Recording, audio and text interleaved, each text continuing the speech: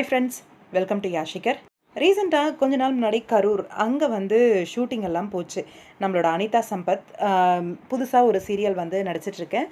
சீக்கிரமாகவே லான்ச் ஆகும். அதோட ஓப்பனிங்ஸ், அதாவது ஃபஸ்ட்டு ஒரு 3-4 எபிசோட்ஸ் வந்து ஷூட்டிங் நான் வரேன் கெஸ்ட் அப்பியரன்ஸா அப்படின்னு சொல்லி ஷேர் பண்ணியிருந்தாங்க. உங்கள் எல்லாருக்குமே தெரியும்னு நினைக்கிறேன்.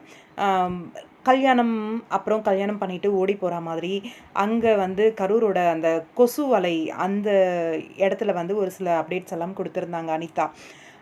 அது என்ன சீரியல் அப்படிங்கிற ஒரு அப்டேட் வந்திருக்கு.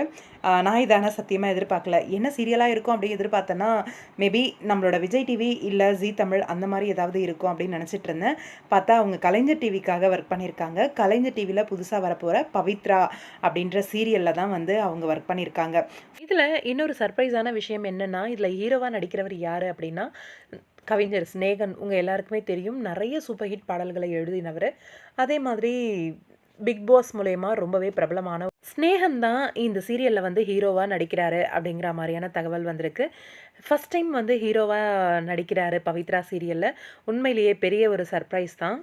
இது வரைக்கும் எழுத்தாளராக நம்ம வந்து பார்த்துருக்கோம். நிறைய சூப்பர் ஹிட் சாங்ஸை வந்து எழுதி கொடுத்து அது வந்து ஹிட் ஆக்கியும் இருக்கார். இவர் வந்து ஃபஸ்ட் டைம் வந்து சீரியலில் ஒரு ஹீரோ கேரக்டர் பண்ணுறாரு அப்படிங்கும்போது நல்லா இருக்கும் அப்படின்னு தான் தோணுது. ஏன்னா அந்த எழுதுகிற அந்த ஒரு ஃபீலிங்கை வந்து முகத்தில் காட்டுறது ஒன்றும் பெரிய விஷயமா இருக்காது அவங்களுக்கெல்லாம்.